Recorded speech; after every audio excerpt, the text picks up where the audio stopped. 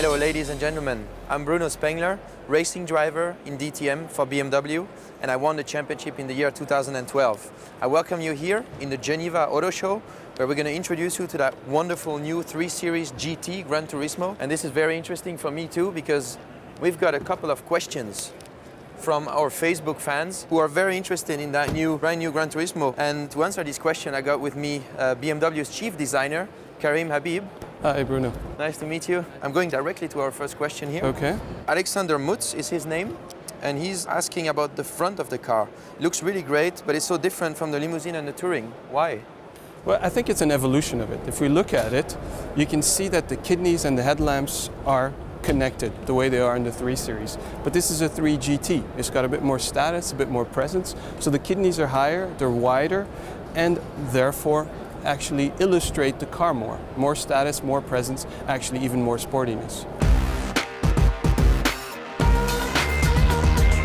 Ron Hasnot is asking the meaning of these boomerang-shaped holes on the side. Can you tell us about it?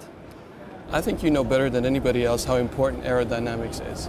This actually has the function of lowering the air pressure that's in the wheel well. So the air that comes into the wheel well is led out through this, what we call the air breather. René Bo Peterson asked if there is an automatic up and down system on the spoiler in the back of this car. There is, and it's one of my favorite things on this car. It allows the rear to be low and wide, so very sporty, and it actually comes out at around 110 kilometers an hour. Well, that's kind of the racing philosophy, is it? The next question comes from Mr. Oak Shayanan Sangshamang, and this question is for me very interesting, because he's asking if there's going to be an M version of the 3 GT series. Well, as you can see, this car has an M Sport pack. So this is the first step. You can see the M logo, it's got the M front and rear, and it makes the car that much sporty. But who knows, we still have a few secrets. So if there's enough maybe questions on Facebook, something could happen.